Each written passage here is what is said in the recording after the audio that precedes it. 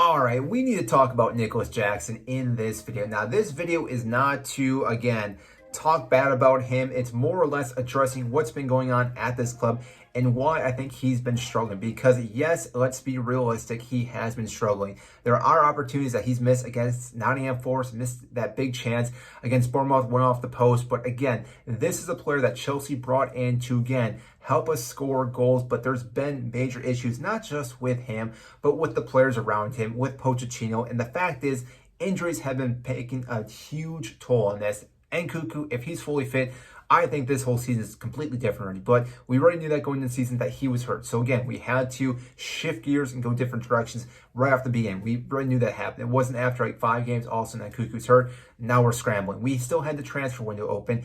And yes, we did get Palmer to come in from Manchester City, but we have not utilized him as the right player in that number 10 role, which again, I think is the first issue with Nicholas Jackson and the team itself, because right now what we've been doing with Jackson is pretty much playing him as a 9 and a 10. He's getting the ball, but also dropping back further, which again is really supposed to leave room for other players to run onto, but the only player that we really have an option for is typically Raheem Sterling. Now, teams see that and know that. They can defend that. We are so focused on the right side that teams defend that right side, or their left side if you want to talk about from the defensive side, and know how to shut that down. Because of that, that leaves our whole left side completely vacant. And again, they don't really have to worry about that left side. In our last match against Bournemouth, there was an opportunity for Jackson to play the ball off to the left side to one of the runners inside the box.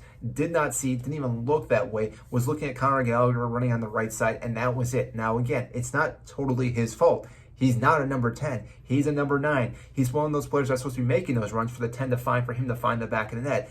The fact is that he's playing this role now puts him in that awkward position because he's receiving the ball, doesn't really know what to do with it, whether he should shoot the ball, pass the ball, dribble the ball, play it back, things along those lines. And therefore, again, this really disrupts our attacking momentum, because when we have a player such as himself, who again is a goal-scoring person, not a creative player, this again just disrupts everything. Now, again, I know we haven't really had the opportunity to play Palmer in this position, but I think he's the guy that needs to start our next match against Aston Villa, because with him, he's going to be able to find these players. He did it at Manchester City. He's done it for England, for the youth squad. So again, this guy needs to be utilized. But the thing is, if we utilize him there, we still have to work around all our other situations. We need to balance the squad out. Our left side to our right side is so uneven. We focus more on the right side, which again, like I mentioned earlier, teams know that and they know to defend that side more, and therefore don't have to worry about that left side.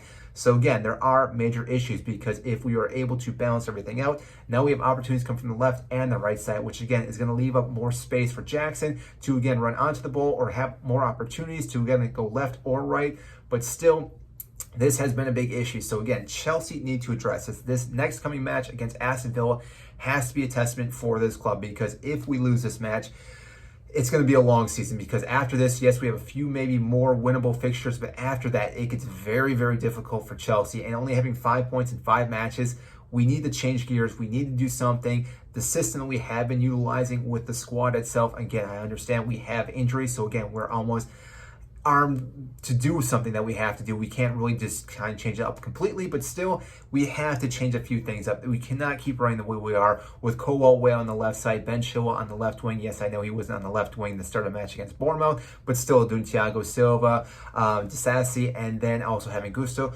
Some of these players need to change, whether it is defensive or the midfield. We need to do a few different things, because if we do not, I have a feeling we're going to see the same results against Aston Villa, and we may even lose to them and not get a point. And therefore, again, it's a big match coming for us.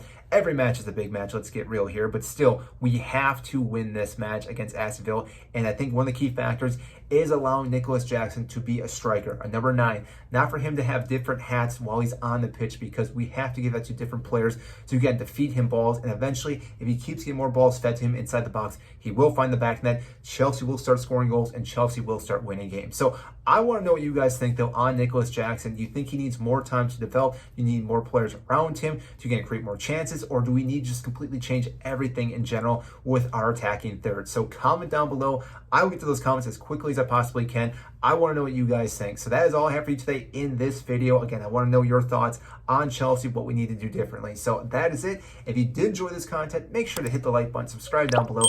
I greatly appreciate that, and I will see you in our next video.